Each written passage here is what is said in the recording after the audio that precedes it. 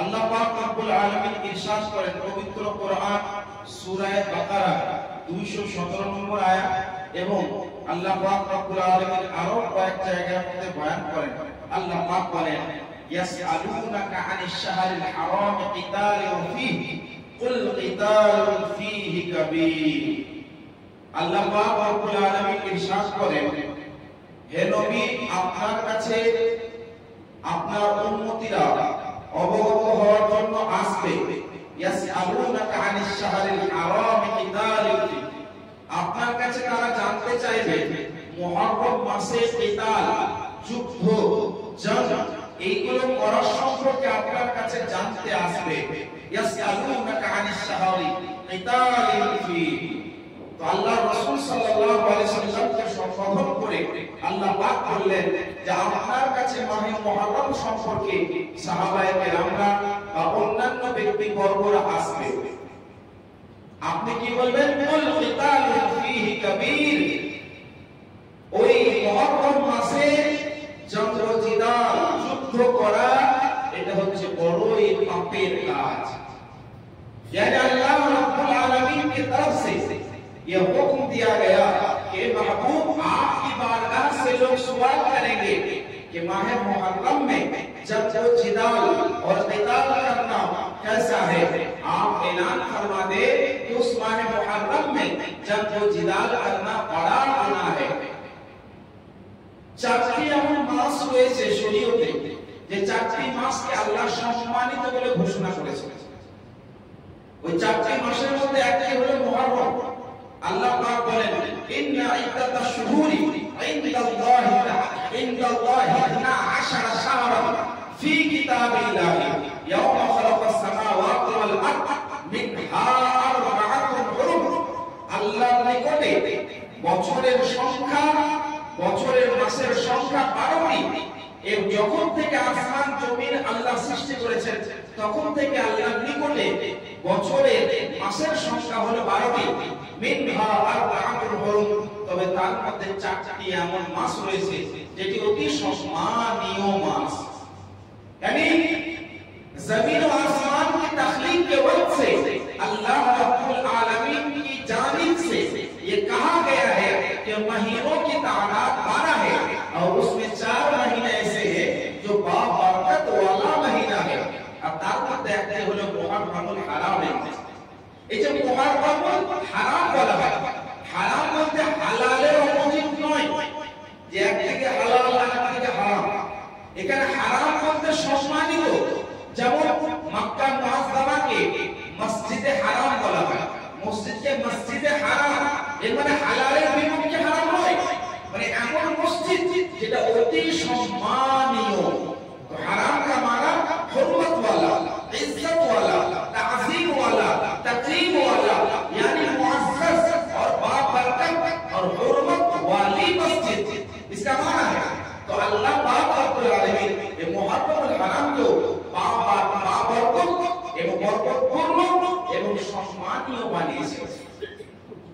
এই মুহররম হারাম সম্পর্কে আল্লাহ কোরআনের মাধ্যমে, কোরআনী আয়াতের মাধ্যমে বলে দিলেন এটা সম্মানিত মাস, কিন্তু এই মাসে বেশি অসম্মানজনক কাজ করা হয়।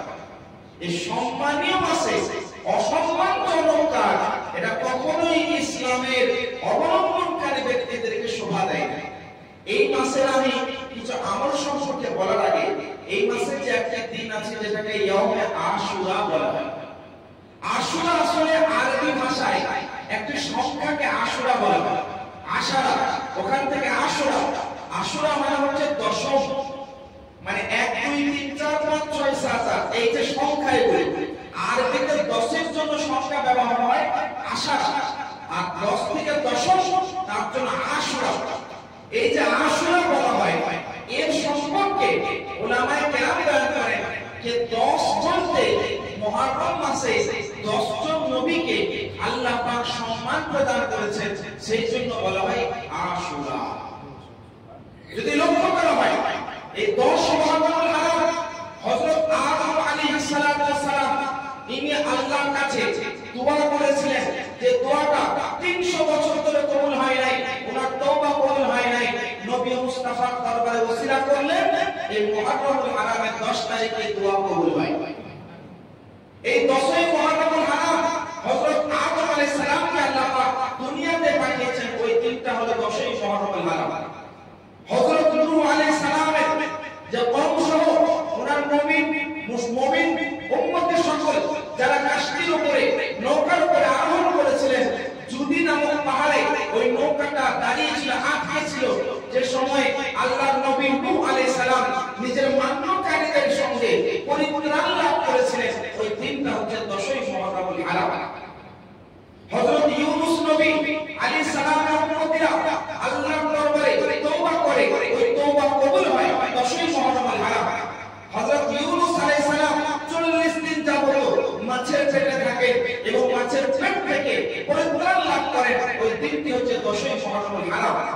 আল্লাহ পাক রব্বুল আলামিনের একজন প্রিয় রাসূল হযরত মূসা আলাইহিস সালাম ইনাকে ফিরআউনের হাত থেকে পরিত্রাণ দান করেছিলেন এবং ওনার মান্যকারীদেরকে বনি ইসরাঈলের যারা মূসা আলাইহিস সালামের মান্যকারী উম্মত তাদেরকেও ফিরআউন থেকে আল্লাহ পাক 10ই মুহররমুল হারামে পরিত্রাণ দান করেছিলেন এবং ফিরআউন সহ তার মান্যকারীদেরকে 10ই মুহররমুল হারামে তাদেরকে ডুবিয়েছিলেন আল্লাহ পাক। এই 10ই মুহররমুল হারামে এই 10ই মুহররমুল হারামে হযরত ইব্রাহিম নবী আলাইহিস সালামকে অগ্নিকাণ্ড থেকে পরিত্রাণ দান করেছিলেন। এই 10ই মুহররমুল হারামে এমন একটা দিন, এই 10ই মুহররমুল হারামে কিয়ামত মহাপ্রলয় সংঘটিত হবে। तो अगर और किया जाए इस तरह के बहुत से ऐसे वाक़यात हैं कि 10वीं मुहर्रम सिर्फ मैदान करबला से याद नहीं किया जाता है, बल्कि मैदान करबला से 10वीं मुहर्रम को जान मिल गई है, ताजगी मिल गई है, दोबारा से गोया कि 10वीं मुहर्रम को एक शोहरत मिल गई। लेकिन हकीकत में अगर गौर किया जाए तो 10वीं मुहर्रम करबला से पहले भी था और यादगार दिन था। इन्हीं अय्याम में 10वीं मुहर्रम को अल्लाह ने जलीलुल कद्र अंबिया किराम को अल्लाह ने इज्जत बख्शी है 10वीं मुहर्रम। যদি লক্ষ্য করা হয় তো 10ই মুহররমটা ইসলামের ইতিহাসে একটি স্মরণীয় দিবস, ইসলামের ইতিহাসে একটা লক্ষণীয় দিন। কারণ 10ই মুহররমুল হারাম আল্লাহর অনেক নবীগণ ওই দিনে আল্লাহর কাছে বরকত লাভ করেছেন। 10ই মুহররমুল হারাম সম্পর্কে বুখারী এবং মুসলিম শরীফের হাদিসের মধ্যে বিদ্যমান, আল্লাহ রাসূল সাল্লাল্লাহু আলাইহি সাল্লাম যখন মক্কা থেকে মদিনায় হিজরত করলেন, আল্লাহ রাসূল সাল্লাল্লাহু আলাইহি ওয়াসাল্লাম সম্পর্কে সাহাবায়ে কেরাম বয়ান করেন, লাম্মা কদিমান নবী সাল্লাল্লাহু আলাইহি ওয়াসাল্লাম আল মদিনাতা ফাওয়াজাদা আল ইয়াহুদা। আল্লাহ রাসূল সাল্লাল্লাহু আলাইহি ওয়াসাল্লাম যখন মক্কা থেকে মদিনায় হিজরত করলেন, আল্লাহর নবী দেখলেন যে ইহুদিরা একদিন রোজা রাখছে। जब आप सल्लल्लाहु अलैहि वसल्लम मक्का से मदीने की तरफ हिजरत फरमाई तो आपने यहूदियों को देखा कि यहूदी लोग यानी मूसा अलैहि सलाम के मानने वाले लोग वो लोग क्या करते थे, एक दिन रोजा रखा करते थे। अल्लाह रसूल सल्लल्लाहु अलैहि वसल्लम তাদেরকে দেখে বললেন, मा हादल यौम अल्लज़ी तसूमुना, ये कौन सा दिन है जिस दिन तुम रोजा रखते हो? এটা কোন দিন যে দিনের সম্মানে তোমরা রোজা রাখছো? ইহুদিরা তখন বলল যে আমরা এই দিনটা রোজা রাখি, ইন্না হাযাল ইয়াওমা ফাআনজাল্লাহু ফীহি মূসা ওয়া কওমা ওয়া গাদরাকা ফিরআউনা ওয়া কওমা। এই দিনটা অর্থাৎ 10ই মুহররমুল হারামের দিনটাই আমরা এই জন্য রোজা রাখি কারণ এই দিনে আল্লাহ পাক মূসা আলাইহিস সালাম এবং তার মান্যকারী বান্দাদেরকে আল্লাহ পাক পরিত্রাণ দান করেছিলেন। আর এই 10ই মুহররমুল হারামে মূসা আলাইহিস সালামের বিরুদ্ধে আচরণকারী ফিরআউন এবং তার সঙ্গীদেরকে আল্লাহ পাক ডুবিয়েছিলেন। ওই জন্য আল্লাহর রাসূল হযরত মূসা আলাইহিস সালাম একদিন রোজা রেখেছিলেন আল্লাহর শুকরিয়াতে। আমরাও এই জন্য আল্লাহর শুকরিয়াতে রোজা রাখি। তো আল্লাহ রাসূল সাল্লাল্লাহু আলাইহি ওয়াসাল্লাম বলেন, ফানাহনু আহাক্কু ওয়া আওলা মিনকুম বিমূসা ফাসামাহু ওয়া আমারা বিসিয়ামিহি। অর্থাৎ আল্লাহ নবী বললেন, শোনো, তোমাদের চাইতে আমরা বেশি মূসা আলাইহিস সালামের নিকটবর্তী আর আমরা বেশি অধিকার রাখি মূসা আলাইহিস সালামের সুন্নতকে পালন করা। সেজন্য আল্লাহর নবী নিজেও 10 মুহররমের রোজা রাখলেন ওয়া আমারা বিসিয়ামিহি এবং 10 মুহররমের হারামে রোজা রাখার নির্দেশও প্রদান করলেন। 10वीं मुहर्रम को ढोल बाजा बजाने का दिन नहीं कहा गया, रोजे का दिन कहा गया। 10 मुहर्रम হারাম ঢাক ঢোল বাজানো, তাজিয়া গাওয়ানো, মাতম মসিয়া করার দিন বলে আখ্যায়িত করা হয় নাই, রোজার দিন বলে আখ্যায়িত করা হয়েছে।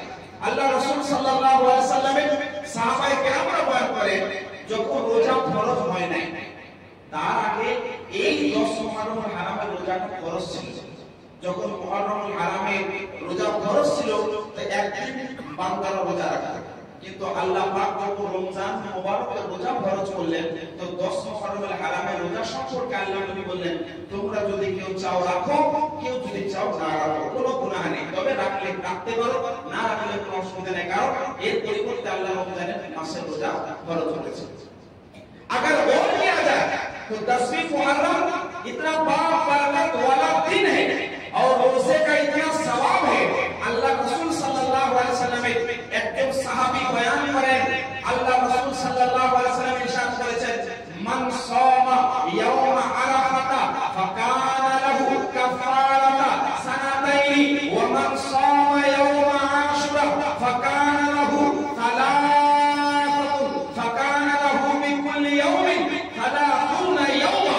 অর্থাৎ কোন বান্দা যদি ইয়াউম আরাফা অর্থাৎ 9 জিলহিজ্জায় একটা রোজা রাখে তো একটা রোজার পরিবর্তে আল্লাহ পাক 2 বছরের গুনাহকে মিটিয়ে দেয়, 1 বছর অতীতের 1 বছর আগামী আল্লাহ গুনাহ মিটিয়ে দেয়। কিন্তু যদি 10 মুহররম হারামের কোন বান্দা রোজা রাখে আল্লাহ পাকের তরফে প্রত্যেক রোজার পরিবর্তে 30টি রোজার সওয়াব আল্লাহ পাক দান করে দেয়।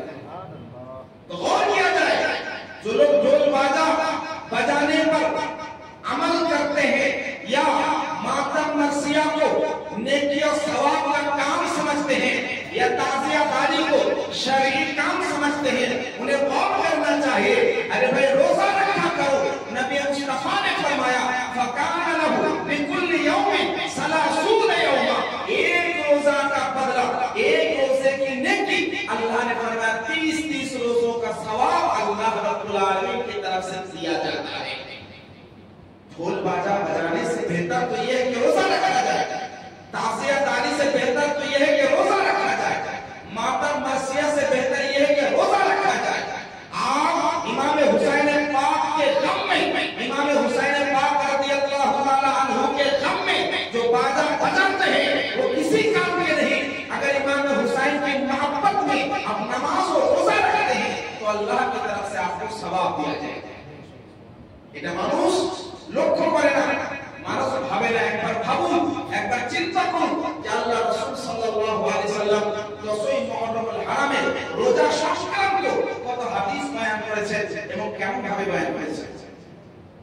আচ্ছা, একবার লক্ষ্য করেছেন এই যে ময়দানে কারবালা, এই যে যুদ্ধ হয়েছে, যুদ্ধ সম্পর্কে বিস্তারিত আলোচনা চলছে, আপনারা 10 মুহররম পর্যন্ত সম্পূর্ণ ঘটনা বুঝে নেবেন। আমি আজ 10ই মুহররম হারামে সম্পর্কে একটা কথা বলতে চাই, বিশেষ করে কারবালার ঘটনা সম্পর্কে। এই কারবালার যুদ্ধটাকে অনেকে একটা সাধারণ যুদ্ধ বলে বিবেচিত করে, সাধারণ একটা যুদ্ধ বলে তারা বলে যে কারবালার একটা ঘটনা, একটা ওয়াকিয়া, একটা যুদ্ধ বাস। यानी लोग सिर्फ महज एक वाकिया की तरह इस কারবালা की जंग को देखते हैं। আসলে কি এটা সাধারণ একটা ঘটনা? না। কোরআন শরীফে যদি লক্ষ্য করা হয়, কোরআন শরীফের মধ্যে 3 ধরনের জিনিস রয়েছে। একটাকে বলা হয় ইলমুল আকায়েদ, মানে আকীদার জ্ঞান, কেমন আকীদা রাখবে। दूसरा है ইলমুল আহকাম, মানে হুকুম বিধান সমূহ আল্লাহ বয়ান করেছেন, বান্দগণ তাদের কিরকম ভাবে তারা জীবন যাপন করবে, কোনটা জায়েজ কোনটা না জায়েজ, কোনটা হারাম কোনটা হালাল। আরেকটা হয় ইলমুত তাসকির, মানে আল্লাহ পাক এমন কিছু স্মরণীয় দিবস, স্মরণীয় ব্যক্তিত্ব সম্পর্কে বলেছেন কোরআনের মধ্যে। এই যে ইলমুত তাসকির, এটা 3 ধরনের হয়। একটা হয় ইলমুত তাসকির बिल मौत व बादल मौत, माने मौत से पहले या मौत के बारे अल्लाह ने कुरान में बयान किया। कुरान शरीफ हजरत বনি মুসা আলাইহিস সালামের মানবকারী সহ একাধিক এমন ব্যক্তিদের কথা বলেছেন, যেমন আসহাবে কাহাফ, তাদের সম্পর্কে আল্লাহ পাক বয়ান করেছেন তারা 309 বছর পর্যন্ত গুহার মধ্যে ছিল। এগুলো কি?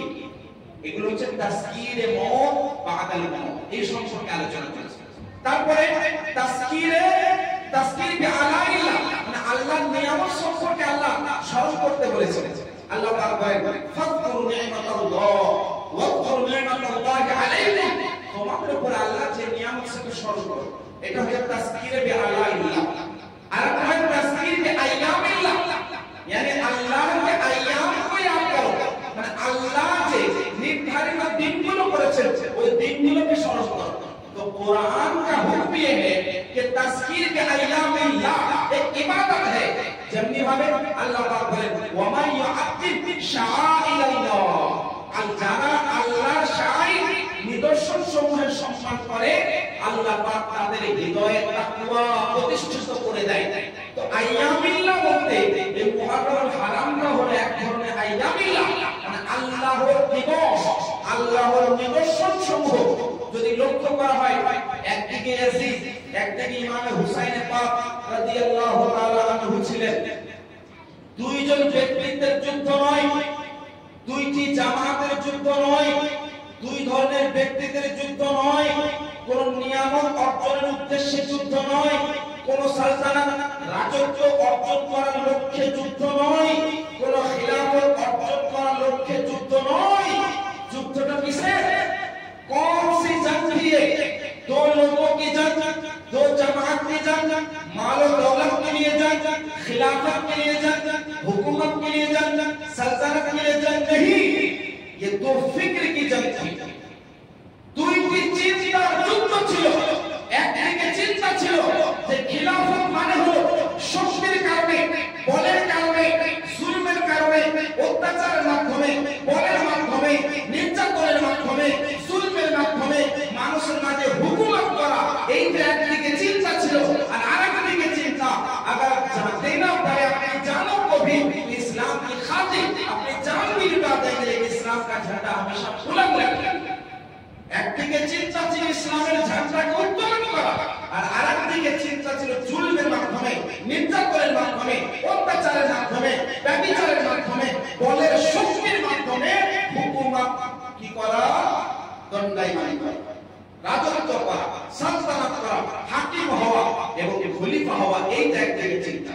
তো अगर और कहते दो फिक्र की जंग थी, एक तरफ फिक्र इस्लाम थी, यानी इस्लाम की फिक्र, इस्लाम की खातिर जंग थी, और एक तरफ क्या है, फिक्र हुकूमत यानी खिलाफत और हुकूमत की जंग थी, यानी हुकूमत और खिलाफत हासिल करने का मकसद था। তাহলে দুইটি যুদ্ধের মাঝে বহু তফাৎ রয়েছে। সুতরাং আমাদের লক্ষ্য রাখতে হবে এই কারবালার ঘটনা, কারবালার যুদ্ধকে স্মরণ করার সাথে সাথে এই ফিকরটাকে স্মরণ করা, এই চিন্তাটাকে স্মরণ করা। ইমামে হুসাইন পাক রাদিয়াল্লাহু তাআলা আনহুর চিন্তা কেমন ছিল, ওনার ফিকর কেমন ছিল, ওনার জ্ঞান কেমন ছিল, কি কারণে উনি যুদ্ধ করেছেন, ওনার চিন্তা ধারা কেমন ছিল, এটাই বোঝা হচ্ছে আসল ময়দানে কারবালাকে স্মরণ করা। কারবালার ময়দানকে স্মরণ করুন, বেশি বেশি নামাজ পড়ুন। কারবালার ময়দানকে স্মরণ করুন, বেশি বেশি ইসলামের রক্ষার্থে নিজেকে বিসর্জন করার ক্ষমতা তৈরি করুন, আগ্রহ তৈরি করুন, উৎসাহিত করুন অপর মানুষদেরকে।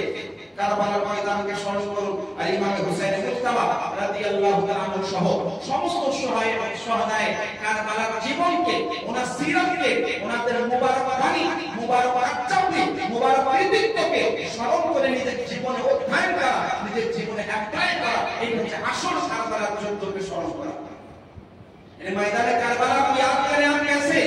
ताज़िया तारीख के शक्ल में नहीं, बल्कि नमाज के अदायगी के जरिए आप मैदान करबला को याद करें, ढोल बाजा के जरिए नहीं, बल्कि शुहादाए करबला की मुबारक सीरत, उनकी जिंदगी, उनके कारनामे, उनके अखलाक और उनकी पूरी जिंदगी को देखकर अपनी जिंदगी में अप्लाई करें, इन्हें अपनी जिंदगी में अमली जामा पहनाए। ये हकीकत में जंगे करबला की याद है।